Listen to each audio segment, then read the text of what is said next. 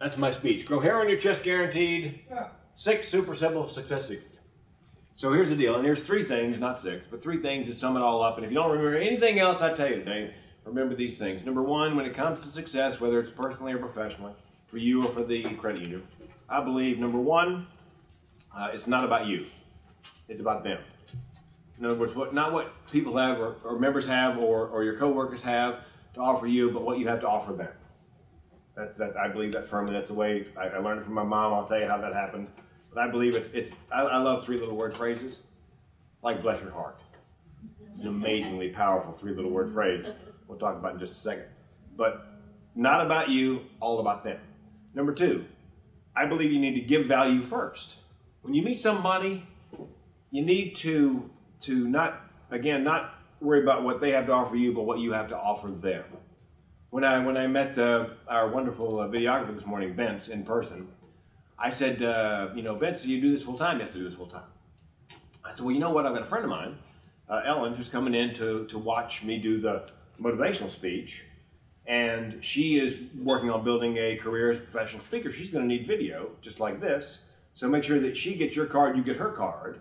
So when I met Bence, I found out from Bence what he needed. Well, he's building a business. He's recently married. They lived together before they did a lease with an option to buy thing. So I know he's got a wife to support. Then when I have kids someday, so I need to help Bence build his business. That's what I can offer him. That's how I believe it works. The third thing actually sums up the first 2. If you help enough people get what they want, chances are you'll get what you want. Now, that said, now after I told you it's all about them, now I'm going to talk about me. My first memory is of being tucked into bed, 5 years old. I said to my mom, can I be a cop, policeman? And she goes, honey, you can do anything you put your mind to as long as you have the courage to try. I think I've got a slide for that. Hang on. Oh, that's me at 3. My mom was a single parent, Child care is hard to come by. That's just wrong. I'm sorry. That's just wrong. There, that's the policeman. I wanted to be a police officer, and she said, you can do anything you put your mind to if you have the courage to try. So I said to her, could I grow hair on my chest? She goes, yeah, I believe you could. If you put your mind to it, have the courage to try. And then, kid logic. Could you? Stuck. She goes, I suppose, if I put my mind to it, I could grow. And I should tell you the reason, and I told Nancy this last night, when my mother said, you can do anything you put your mind to if you have the courage to try. She and my dad got married right out of high school, and they desperately wanted children, and they tried for quite a while to conceive, and my mother conceived, and she carried it to term, and it was delivered and never drew a breath. Yep. Severe birth defects. And it was back in a time when you couldn't test for that sort of thing. So they, suffered through that. A number of months went by, they talked, and they decided they would attempt it again. So it was difficult for her to conceive, but she did. She conceived again. Carried it to term, 9 months, delivered it. It took several breaths and passed away. Again, severe birth defects. So when I say that she believed she could do anything she put her mind to if she had the courage to try, they decided to try again.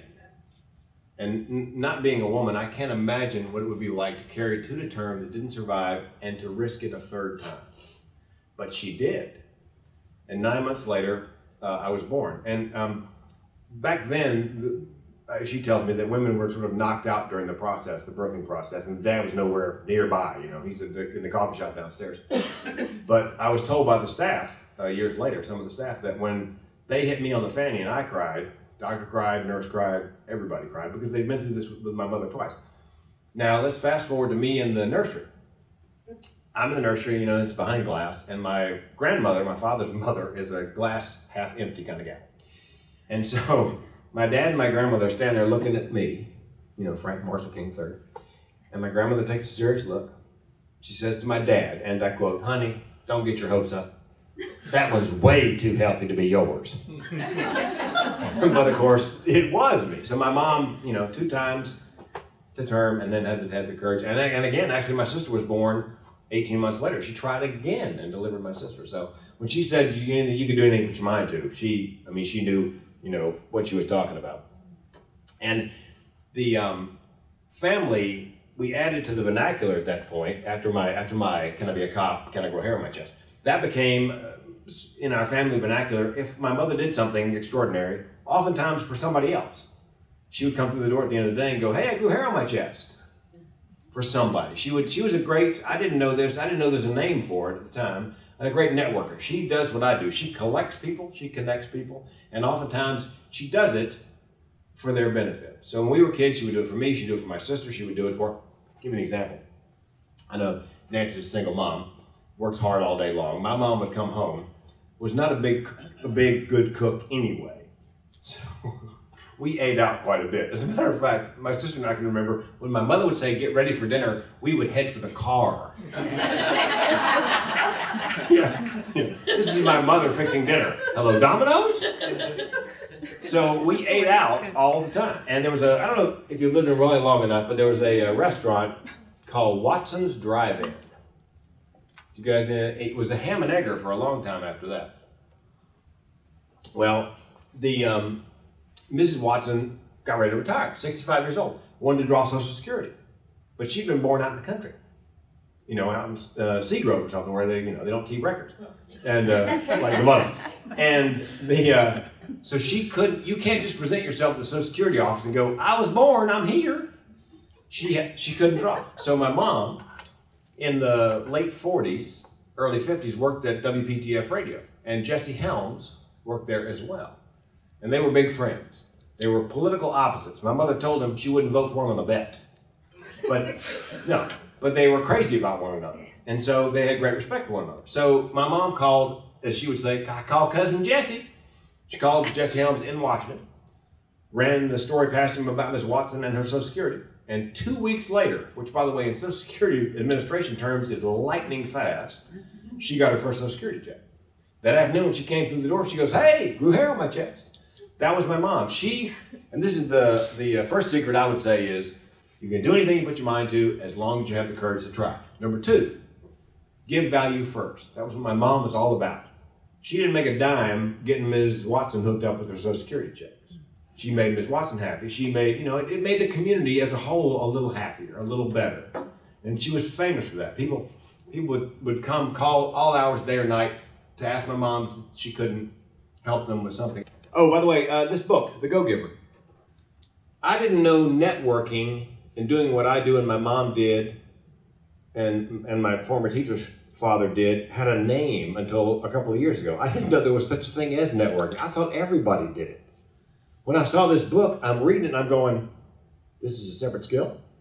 Not everybody does it. So but this is a great book. If you want a great book on networking, on what I'm talking about today, it's called The Go-Giver. It's relatively short, and it covers all the things I'm going to talk about today, and I would highly recommend it. I know the guy Bob Berg who wrote it. There's a Prince of down. I just got off this ship, thanks to Jan McGinnis. Thanks to me helping her 10 years ago. She helped me 5 years ago. I flew to Barcelona on the 10th of April. Got on the ship. We sailed through the Mediterranean, 6 ports, 2 Spanish ports, 3 Italian ports, plus Montenegro and Croatia. And then got off in Venice and flew home. So that's thanks to Jan McGinnis. Thanks to me helping her 10 years ago. She helped me 5 years ago. And I just got off that ship. And let me tell you, they're slave drivers. I had to do 2 shows in 12 days, and it almost killed me. Oh, and speaking of giving value first, my belief is you need to not only give value, but give more in value than you're getting paid for. Give more. On this ship, I'm required by contract to do 2 shows one night and 2 shows maybe another night, so 4 shows total. But when I get on the ship, and this is a big thing nowadays, take ownership. When I get on the ship, entrepreneurship or whatever. When I get on the ship, I think of it as my ship. A lot of entertainers hide in their cabin. I'm out and about all the time. Now, I'm good morning, good afternoon, good evening. If I see somebody at an intersection, because there's a number of older folks on the ship. And they're just stopped. We got the deer in the headlights looking. I know they're lost. I'll stop and go, hey, what are you looking for? I'm on this ship last year, and you can't see it, but most ships have a cover over the swimming pool. There's no cover here over the pool. So we had a thunderstorm, and the water was like this, but the rain came down, and we, frog strangler. So they've been cleaning the drains around the pool, scraping paint, and they forgot to clean the paint chips out of they call them scuppers, the gutters. And so when the rain came down, the water came up. So around the swimming pool, there's a foot of water outside the pool. The problem is right back here when you go into the elevator lobby, the lip on the door is only 11 inches. So the water is going through the door, and it's a waterfall down the back stairs. Well, I told Nancy last night that wherever I go, whatever I do, people always think I work there. I have no idea why.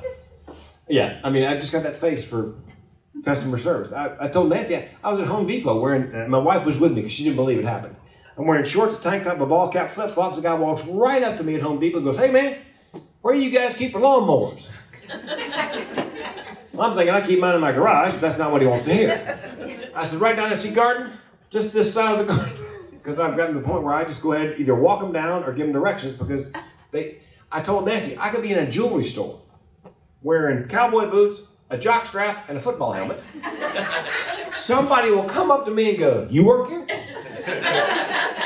And I go, yeah, it's Casual Friday. How can I help you? So I'm coming up the back stairs. Picture this. I'm coming up the back stairs with a passenger who is terrified because he's never seen water coming down the stairs in a cruise ship. And it's coming down. And he goes, do you work here? I said, sorta. I mean, sorta. He goes, I'm terrified. I go, look, I don't know a lot about ships, but I do know this. And I said, pay close attention.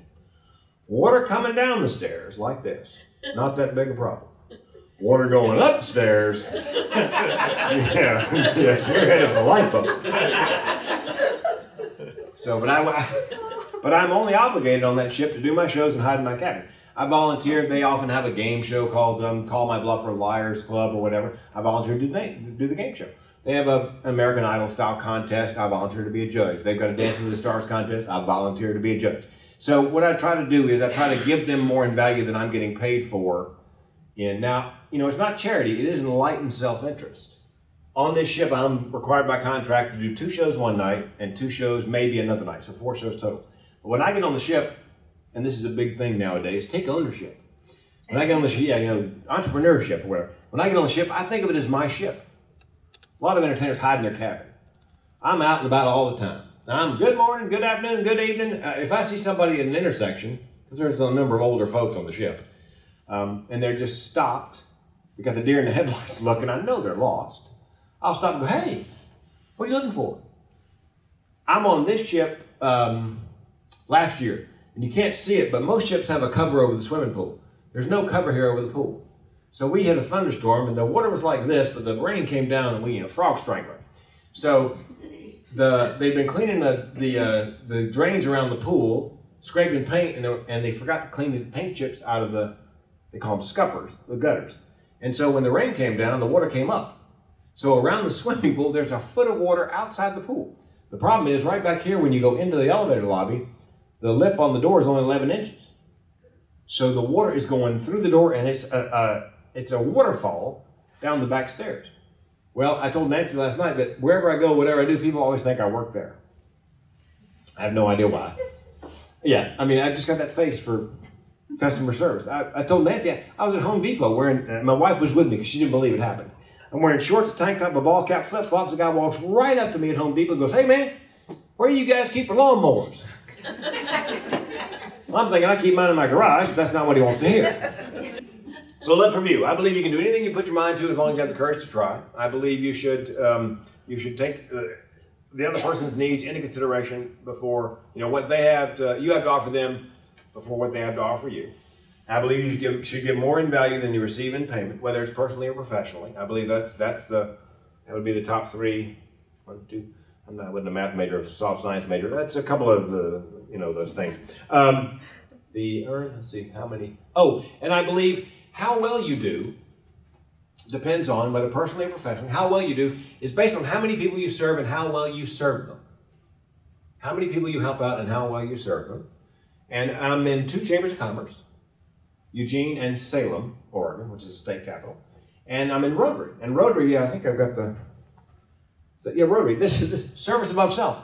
When I saw that slogan, I thought I should have been in this from the time I was 18, because that was my mom's philosophy. That's the give value, first. Find out what you can offer them versus what they can follow you. The whole organization is about service above self. So that's the community service element. The chamber's more of a business networking thing, but the Rotary, it's all about community service. Now, if you're in a chamber function as a electel, employee, here's a simple way you can do the,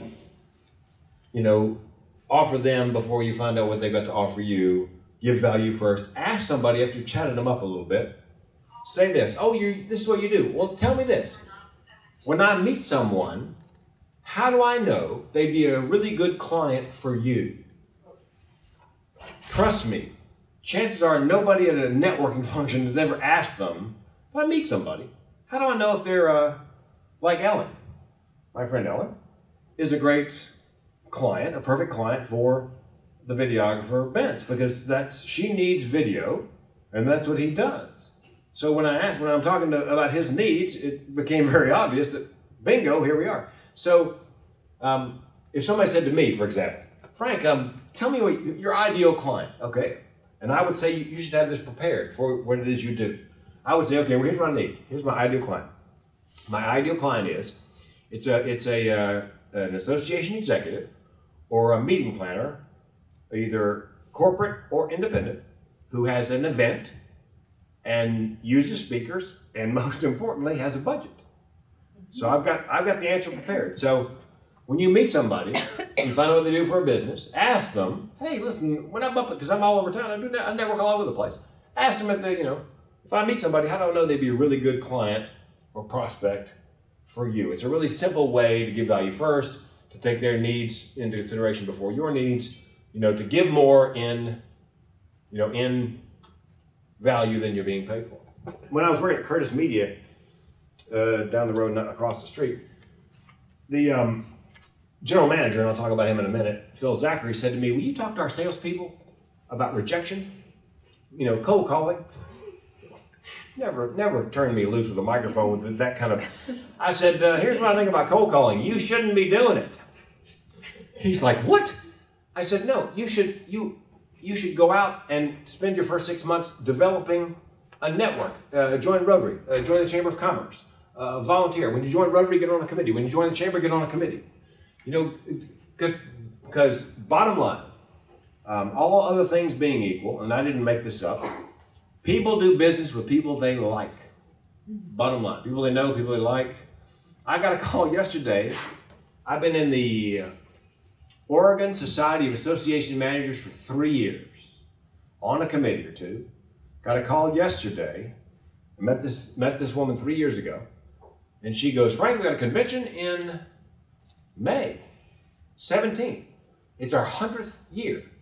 We need somebody to close it out with a bang, and you know what? I thought of you. Because I've served on a committee with her. I've been going to the meetings, see her, once a month I see her at a meeting. I said to my wife, it took 3 years. So that's what I tell the young salespeople, the new salespeople, look, cold calling, I know you got to do X number of calls, X number of dials, get X number of rejections, 7 no's, all that, yeah. But in the meantime, I would suggest that you build a network, give value first, go to Rotary, get on a committee, work on their projects, little sweat equity with the folks in the club. Chamber of Commerce, join the chamber, get on the committee, become an ambassador for the chamber, whatever. So along with your cold calling, develop so that eventually, that you won't have to cold call so much. That, people like this lady with the Northwest Food Processors will call you and say, we're having a 100th celebration, we need somebody, I thought of you. That's my advice in terms of how many people and how many people you serve and how well you serve them.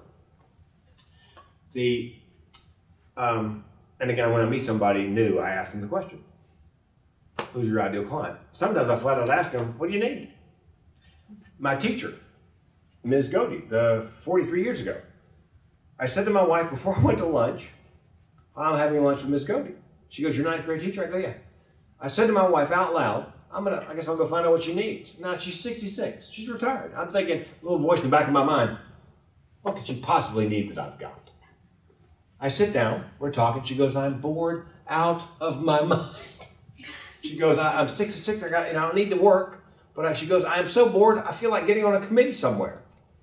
I said, "Well, Eleanor, didn't you work for CP&L in between the time you worked teaching?" She goes, "Yeah." "Weren't you speaking and training for them, through their speakers bureau?" She goes, "Yeah."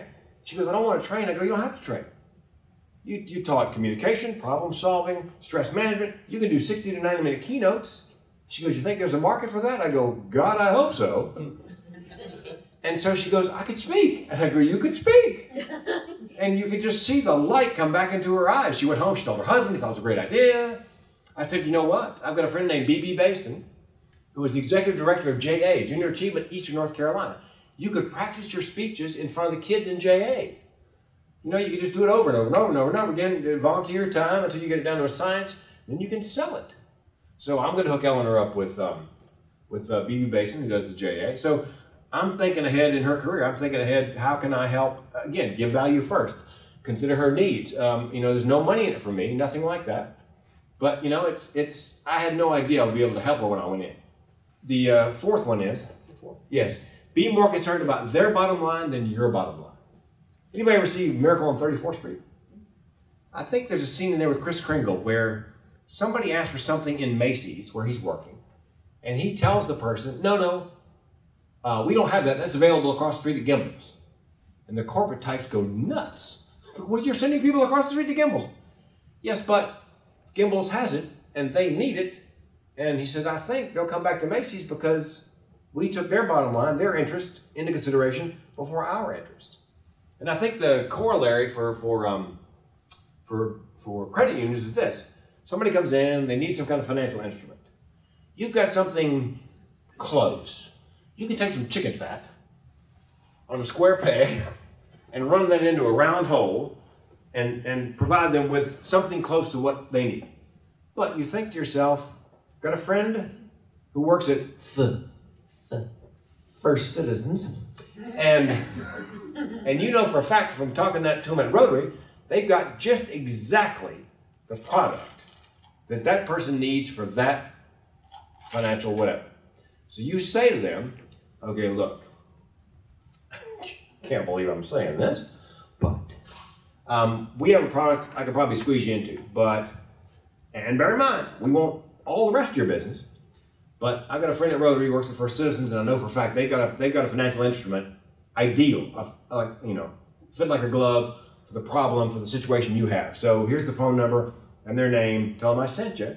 Tell them they better not poach the rest of your business, but you send them to First Citizens." Now, I believe that because you have taken their bottom line into consideration before your bottom line, they will be terribly loyal to the credit union because you were looking out for them. Now, you run the risk and get over to First Citizens, and they'll end up having all their accounts there, but I just can't see that happen. If you're honest with them, again, the reason I came to Raleigh this past summer to work for Curtis Media. You guys know Curtis Media, QDR, PTF. They have 35 odd stations. They had a little comedy station, all comedy something, 1450, and they wanted to open up a comedy club attached to the radio station. So Phil Zachary, who by the way hired me in '93 at WRD 106 to do a morning show, Kevin and King, worst morning show in the history of Raleigh radio. Oh God, it was awful. I think I may have. Let's see. That's Kevin Silva. That was when he found out I was going to be working with him. Actually, that's many years later at a WRD 106 reunion. And I think that's Kitty Kennan right there. He hired me in '93 and then fired me in '94. Yeah, it was the first time I've been fired in radio. I've been fired 5 times, by the way. Anybody ever work in radio? 2 kinds of people in radio. People who have been fired, people who are going to be fired. Nature of the beast. But anyway, Phil hired me, and so I got a call last April. I'd stayed in touch with Phil. I hadn't burned a bridge. We'd been friends. I'd helped him out. He'd helped me out over the last 20 years. He called me up and goes, "Frank, got a job for you." Phil? I think we've been down this road before. He goes, No, another job. Come open up a comedy club. And I said, "Well, come book the comedians. I go, look, Phil, you don't need me to book comedians. You don't have to give me a salary and benefits and, you know, ship a car back to North Carolina for me. I can find you a guy. I know 2 guys right now, top of my head. They would book those comedians for 20% of whatever the comedian's making. So you could save thousands of dollars. He goes, Frank, you know what? The reason we're having this conversation, the reason we want you to do this job is specifically because you say stuff just like that. You take our bottom line into consideration, and trust me, I needed the work last summer. You take our bottom line into consideration before your bottom line. So I got the gig. I came back to North Carolina on the 8th of July in the middle of the mosquito and humidity festival season with an 84 Tercel with no air conditioning. Sweated like George Bush at a spelling bee. But I came back to do the show. Now, bear in mind, he fired me in 93, 94. He hired me back in 2013. So again, collect people, connect people, and we stayed in touch, and I did him favors, he did me favors, and when the time came, when the word, you know, when you started, who am I going to get to do this? Oh, I'll call Frank, he'll do anything. Now, when I did this Family Dollar spot, I don't know if you guys know how big Family Dollar is. They're opening a new store like every hour. It's huge. It's based in North Carolina. I interviewed, I went to 2 Family Dollar. I said, I will do it for you. I'll do it for you, but I'm not going to do it without going to Family Dollar because I've never been. Went to 2 Family Dollars, interviewed 2 managers. And what I wanted to know was, and here's my philosophy of marketing. What you need to do if you're marketing something, you need to answer the question that the consumer or the client or the potential member is asking themselves. You know, it doesn't matter if you got all the great answers. If it's not the question there, example, meeting planners. On my website, my new website says this: booking the right speaker or comedian might not make you a hero, but booking the wrong one can get you fired. Book Frank King and keep those paychecks coming. Because that's what's in the mind of a lot of meeting planners. They want their people to take away something from the meeting. They want to look brilliant in the eyes of all the attendees, and they want to make sure they still got a job when I get done with my job. Those are the questions the meeting planners are asking. They don't. Everybody my age who's done comedy has done a lot of TV shows and opened up for a lot of famous people. I was on Star Search. I was a quarterfinalist. I lost to a puppet. Most people my age have those kind of credits, but that really doesn't matter to the meeting planner. You need to answer the question. So, with Family Dollar, the question I saw after talking to the managers was, and I asked the managers this: why would I come to Family Dollar instead of going to Walmart, a big box store? And the commercial, you'll hear the reason. It's a very short sentence in the commercial, but it's again, I wrote the copy for it. It answers the question in the consumer's mind. Then I'll tell you what my nationwide branding thing would be for credit unions. This is Family Dollar. For my money, the first place you turn is family. Family Dollar. They're right around the corner, locally owned and operated, and have been helping folks in this area get the most for their money and make ends meet since 1959. They believe we're all in this together, and that's how they do things, like folks used to. Family helping family. Family Dollar has big box store low prices with small box store friendly service. My dollar, my Family Dollar. Hey, times are tough, budgets are tight, and it's hard to know where to turn to stretch a dollar. For my money, the first place. So, the answer to the question in the consumer's mind, why Family Dollar, why not Walmart, is big box, low prices, small box, friendly service. It's somebody else saying something nice about the credit union. I think I've got an example here on YouTube. The big deal nowadays in the speaking business is video testimonials. This is a woman, the Oklahoma Physical Therapy Association, very short. Your name? Debbie Christian. What do you do? Physical therapist. And you were responsible for hiring that idiot Frank King? That's correct. And what'd you think? It was great. He made me look brilliant. So when a meeting planner sees that, it's not me talking about me, it's not, I was this, I was that, wrote for these guys, opened for these guys, lost to a puppet. It's a third party looking right in the camera who had just hired me and used me. It's a meeting planner saying I made her look brilliant. That's what's called social proof. One of the cashiers was having some serious issues with her husband, a raging alcoholic. The problem was, besides the alcoholism, they worked different shifts, so she would have to leave her 2-year-old child at home with a raging alcoholic when she went to work. She was terrified something was going to happen when he passed out.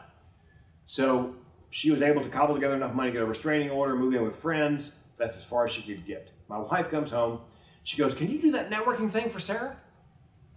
I go, I'll see what I can do. So what she needed was, the guy was trying to have the restraining order removed. He had lots of money and lots of family in town and big time attorneys. Sarah had nothing. I have a friend who's a disbarred attorney. And yeah, and see how this works out. I said, she can't pay you. And he goes, I'm a disbarred attorney. I can't take her money. It's a marriage made in heaven. A very talented guy who had an ethical lapse a number of years ago, lost his license, but brilliant attorney. So he marches in there, and they got this team of attorneys, and he's, he's kind of rumpled and bald, and just nailed them. So first thing was we got the restraining order to stand. I had done a fundraiser, worked the door at a fundraiser for a women's space, which is first stop for women and kids who've been abused. Kind of a holding spot, safe holding spot before they can move into housing. So I called up women's space, bang, we got a spot for her, Frank, she's in. So got her in. Then they got her some Section 8 housing, which is subsidized, so she could have her own place. They got her some inexpensive daycare for the child, so she could go to work. Helped her with transportation. So I was able to pull these strings at my wife's request, but again, not to any advantage to me. It's just, again, I believe you need to take not only your coworkers, your members, but your friends and family and your community, give the value first, reach out, offer help wherever you can. And, it doesn't benefit me, it doesn't benefit my wife, it doesn't benefit the grocery store, except when she goes to work, she doesn't have to worry about what's going to happen to her child. But it's just, one of those things, I'm belaboring the point and I apologize. I've offered to several associations, you got an exhibit hall? Let me go in there with a camera, talk to the vendors, see if they're happy about being there. So next year when you get ready for your convention, you could have this in your pitch package. Okay, so I have 3 questions for you. Yes. Cars. Can you guys hear that? Foreign or domestic? Basically now. Back it up. They're going to do this again this August, and I hope they use I have this. 3 questions for you. Yes. Cars. Favorite, foreign or domestic? Basically now domestic. Okay. All right, now, GM or Mopar? Mopar. All right. And boxers or briefs? Hey,